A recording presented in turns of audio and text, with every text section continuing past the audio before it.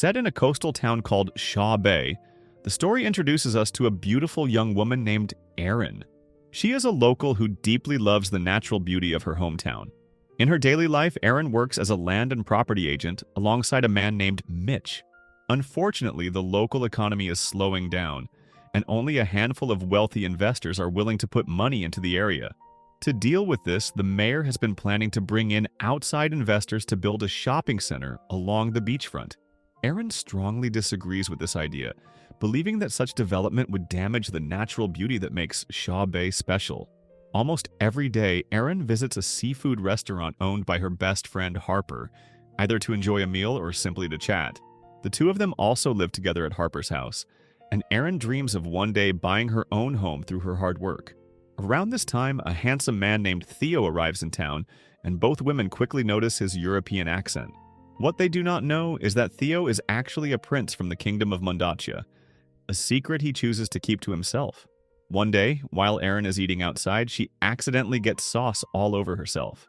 Seeing this, Theo kindly offers her his handkerchief. Erin notices the letter T embroidered on it, which sparks her curiosity and leads her to introduce herself. After lunch, they realize they are heading in the same direction, making Erin suspicious that Theo might be following her. This is where their story begins. This is home for a royal heart. When Erin arrives at the office and tells Mitch about the strange European man she just met, she is surprised to find that Theo is already there, looking to buy a house. As Erin tries to understand what kind of home he wants, she asks about his family, work, hobbies, and personal life. Theo responds by saying he wants a small house with 8 bedrooms, a swimming pool, a gym, and a wine storage room. Erin is left confused, wondering whether he is searching for a house or an actual palace. Since the search will take the whole day, Erin suggests that Theo stay overnight at an inn owned by her aunt. When Theo arrives at the inn, he meets the owner, Bessie, who initially comes across as rather sharp and unfriendly. However, once Theo mentions that Erin recommended the place, Bessie immediately becomes talkative and starts listing all the rules of the inn without pause. The next morning, Erin is already waiting outside the inn and takes Theo to see a house that is up for sale. Coincidentally, the property closely matches his unusual request and is surrounded by lush greenery near the forest. But before even stepping inside, Theo decides that the house does not feel right to him.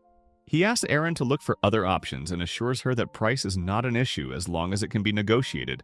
Elsewhere, the story shifts to a royal attendant named Frank, who successfully tracks down Prince Theo at the inn.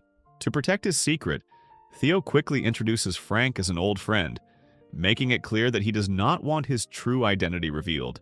When they speak in private, Frank explains that he has been sent by King Henry, Theo's father, to bring the prince back to the palace. Theo refuses, insisting that he wants to buy a home in this town, and asking Frank to call him Theo so no one suspects he is a prince. Not long after, Theo playfully tries to startle Frank, but it fails since Frank hears his footsteps coming. Theo keeps pushing the joke, and this time it causes Frank to accidentally drop one of Bessie's belongings. As a result of the prank, Theo ends up holding a broken fish decoration and plans to quietly put it back before anyone notices. Unfortunately, Bessie suddenly appears to bring them towels and immediately realizes that her decoration has snapped and is now stuck in Theo's hand. Caught you! The focus then returns to Erin, who is growing increasingly frustrated because she still cannot find a house that meets Theo's unusual demands. Curious about what he actually does for a living, Erin and Harper decide to look up the name Theo Johnson online. Their search leads them to an article about a painter with that name, though there is no profile photo. The article mentions that one of his paintings sold for an extremely high price, convincing them that Theo really is very wealthy. The next day, Erin meets Theo again and offers another house that fits his request, casually mentioning that she learned about his work online. Theo immediately denies it and feels offended, believing that Erin has crossed a personal boundary. The tension leaves Erin annoyed enough that she decides she no longer wants to act as his agent. Shortly after, Theo returns to apologize, explaining that he values his privacy and dislikes having his personal life examined. After lunch, Erin still has no success finding the right house. Just as Theo begins to give up on his plan, Erin suddenly comes up with an idea and suggests showing him the natural beauty of Shaw Bay instead. When Frank learns that Theo is spending more time with Erin, he grows worried that the prince might fall in love. He reminds Theo that King Henry has already arranged a marriage with a noblewoman. That pressure is exactly why Theo wants a fresh start in Shaw Bay, away from a life that has always been controlled by his father. While Aaron and Theo are out exploring, they run into Mitch, who invites Theo to attend the town's annual festival. The event has been a long-standing tradition, and this year Mitch hopes to recommend Aaron to the mayor as a speaker in front of the local residents. As Mitch heads off to meet with the mayor, Aaron shares that he was a close friend of her parents who passed away years ago. Shaw Bay holds many precious memories for her, and that deep connection makes her feel responsible for protecting the town's natural beauty. Since the mayor announced plans to build a shopping center along the beach, Aaron has been determined to prove that the town still has its own unique charm. She believes Shaw Bay does not need heavy development to survive, and she hopes more outsiders will choose to buy homes and settle there instead. Beyond talking about nature, Erin also opens up about her fear of public speaking, which comes from a bad experience back in high school. Theo helps her with a few simple tips, and during that moment, the strong eye contact between them hints that their feelings are starting to grow. Before heading back to the inn, Erin and Theo notice a princess tiara displayed in an antique shop. Curious, Theo takes a closer look and realizes it is made from high-quality materials with real diamonds. The tiara feels special to him, and when Erin tries it on, she truly looks like a princess. Theo wants to buy it as a keepsake for her, but Erin refuses, knowing how expensive it must be. The next day, Erin invites Theo to spend time at the pier, where they rent a small rowboat, one of Shaw Bay's popular activities. While resting, Theo finally shares that he learned about Shaw Bay from stories told by his late mother who once vacationed there. As Theo grew older, he felt constantly pressured by his father, who controlled every major decision in his life. That is why he starts thinking about staying in Shaw Bay, hoping to live freely and make his own choices as an adult. Later on, the mayor officially decides to sell the beachfront land to outside investors. Erin protests to the mayor, Martha, but understands that the decision is meant to increase income for the town and its residents.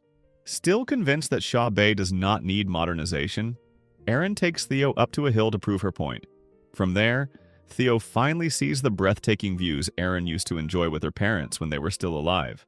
While they are talking, Theo bends down to fix his shoelace, which causes Frank to completely misunderstand the situation and assume a proposal is about to happen. Frank rushes in to stop it, forcing Theo to introduce him as an old school friend. Erin finds this hard to believe, especially since Frank looks much older than Theo. To prevent further confusion, Frank urges Theo to tell Erin the truth about being a prince. Theo refuses, afraid that Erin would only see him as royalty and treat him differently instead of as a regular person. However, once they return to the inn, it turns out Bessie already knows Theo's true identity. She discovered royal clothing in Frank's room. Theo asks Bessie to keep the secret and promises that he will tell Erin himself when the time feels right. Elsewhere, Erin is still struggling to find a suitable home for Theo, while also worrying about the mayor's decision, which she believes is a serious mistake. Suddenly, Harper mentions that she has enough money to buy the beachfront land herself. That comment sparks an idea in Erin's mind, offering a possible solution to both problems at once. After thinking it through, Erin proposes the beachfront land to Theo, suggesting he build a home there that matches everything he wants. At first, Erin hesitates, knowing it would cost him a great deal of money. But since Theo has always said that money is not an issue, he agrees to the plan. Theo also realizes that Erin's idea could help preserve the natural beauty of Shaw Bay. Once everything is settled, Erin heads straight to the restaurant to tell Harper about the deal she has made with Theo. The news makes them both happy, and since Harper is hosting a party that night, she asks Erin to invite Theo and Bessie to the restaurant. Back at the inn, Erin returns the handkerchief Theo once lent her and passes along Harper's invitation. Theo gladly accepts, and Bessie quietly believes that the evening would be the perfect time for him to finally reveal his true identity to Erin. At the restaurant, Frank, worried that Erin might question him about Theo's life, chooses to avoid the situation and sits off to the side with Bessie. When Theo returns after getting drinks, he spends the evening dancing with Erin, and she once again grows curious about his personal life.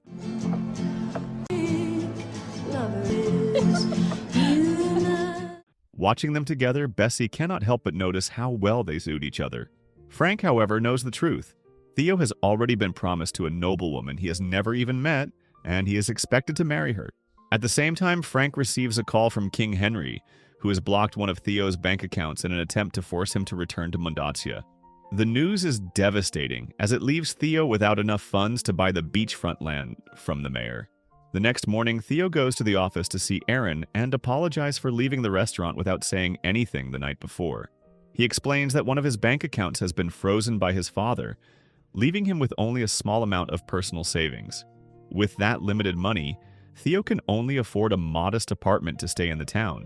Then he comes up with a new plan and asks Aaron to contact the mayor to delay the land sale for 2 or 3 days. Behind this plan, Theo intends to ask his father for financial help in exchange for agreeing to follow all of King Henry's wishes. In other words, he is willing to sacrifice his freedom so he can buy the land and help solve Aaron's problem. Once he receives confirmation from his father, Theo quickly shares the good news with Aaron, telling her that his bank account has been reactivated. Aaron grows curious about what truly happened, but Theo promises to explain everything and asks to speak with her in private. The following morning, just as Theo is about to sign the documents for the land purchase, King Henry suddenly arrives in Shaw Bay.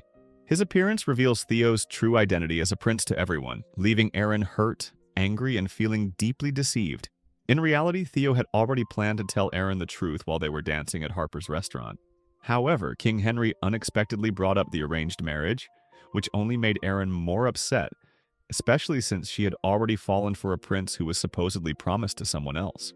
Later, during a private moment, King Henry shares that he and Theo's mother once vacationed in Shaw Bay while she was still pregnant with Theo. Because of that personal connection, King Henry agrees to purchase the beachfront land, as long as Theo is committed to helping Aaron and the townspeople protect the natural beauty of Shaw Bay. With a strong sense of sacrifice, King Henry finally realizes that he has spent years controlling the life of a son who has already grown into an adult. He decides to give Prince Theo temporary freedom, allowing him to live his own life until he is truly ready to ascend the throne. When the town's annual celebration finally arrives, Bessie approaches Aaron to apologize for keeping Theo's secret. She also mentions what Frank shared about the forced arrangement that expected Theo to marry a noblewoman he had never met. As Aaron delivers her speech in front of the townspeople, Prince Theo and his father suddenly appear. Theo then presents Aaron with the princess tiara they had seen earlier at the antique shop, offering it as a heartfelt gift. After everything with the mayor is settled, King Henry donates the beachfront land to residents who genuinely care about preserving their town. Prince Theo is also allowed to stay in Shaw Bay for a while, giving him and Aaron the chance to be together without the burden of an arranged marriage. The story closes with the two of them sharing a kiss. So the moral of the story is, if someone wants an 8-bedroom house and keeps big secrets, they are probably royalty or trouble or both.